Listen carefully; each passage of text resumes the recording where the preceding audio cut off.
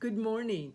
My name is Patricia Kelly, and I am a family nurse practitioner with Tribal Health, and I am happy to be here presenting a portion of this virtual conference, and my section will be on what is blood pressure. Some of the reasons why we're so concerned about blood pressure that is elevated is noted in the 2018 data from the Center for Disease Control in Atlanta, Georgia. One of them is Native Americans were 50% more likely to be diagnosed with heart disease than our white counterparts. And we're 10% more likely than whites to have hypertension as compared to non-Hispanic whites. But what is blood pressure? Because that's really important for you to know and understand fully. Blood pressure is the force of the blood against the walls of your arteries. Blood pressure is needed for the blood to move through the body. I have a picture here depicting an artery, and these are two stages of the blood pressure. One for the high blood pressure, and then one after the blood flows through and it is in the recoil stage. The first picture here is of the artery and the blood going through one direction with the center of the artery being large. This is high blood pressure. As the blood goes through the artery gets bigger. The second picture here, let's see, make sure you can see it, shows the blood continuing through the artery. The small red arrows shows the pressure is now pushing through the center of the artery, showing the arteries getting smaller. The two stages of the blood pressure are called systolic and diastolic. Systolic and diastolic. You may see a blood pressure look like this, 120/80. The systolic pressure, the top number, or the first number, indicates how much the blood is exerting on the artery walls when the heart beats. Systolic and diastolic. Now the second number is the diastolic blood pressure, the bottom or the second number that indicates how much the blood is exerting against the artery walls when the heart is resting between beats. We as healthcare providers use the blood pressure numbers called guidelines from two of the main organizations that deal in this specialty area.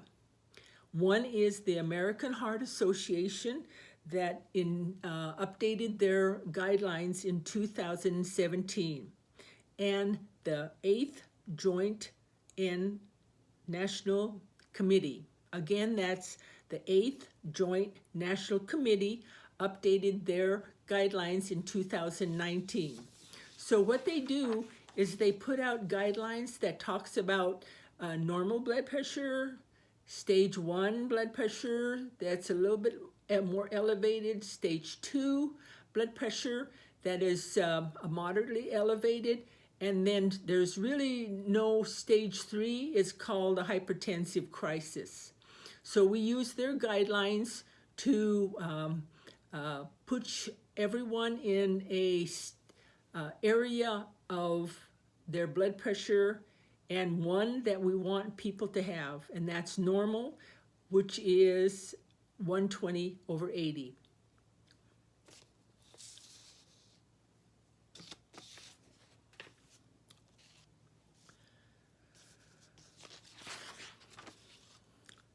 It is very important to take your blood pressure correctly, whether you be at home or whether you're at the clinic, so that you know how you should be placed and before the provider, or I should say the nurse, takes your blood pressure. So these are some of the points that I would like to talk about. Instructions about taking your blood pressure, and we try to provide guidelines to you so that you know exactly how you should be placed in when you're getting your blood pressure taken. Number 1, don't smoke, exercise, drink caffeinated beverages or alcohol within 30 minutes of the measurement. Number 2, rest in a chair for about 5 minutes with your left arm resting comfortably on a flat surface at heart level. Sit calmly and do not talk. Number 3, make sure you're relaxed. Sit still in a chair with your feet flat on the floor with your back straight and supported. And moving along. Take at least 2 readings. 1 minute after in morning before taking medication, and in the evening before dinner, and recording all results. Number 5, use properly calibrated and validated instruments. Check the cuff size for fit. Number 6, place the bottom of the cuff above the bend of the elbow. So this is the way you should look when you are preparing to take your blood pressure. Now, if your blood pressure is not told to you, because some nurses get very busy, and or they say, oh, it's normal, it's okay. But just please ask them to tell you what your blood pressure is so that you can record it. You got to know what your numbers are. My last point to make is that it's very important to have a normal blood pressure, because there are consequences of this high blood pressure. And it can be a domino effect, starting with blood pressure, and if it's high, uncontrolled, that you can have consequences. It's called a domino effect. All right, let's go through these. Stroke. High blood pressure can cause blood vessels in the brain to burst or clog more easily. Heart failure. High blood pressure can cause the heart to enlarge and fail to supply the body.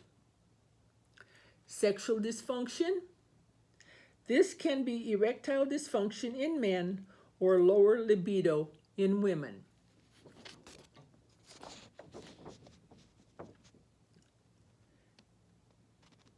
Vision loss.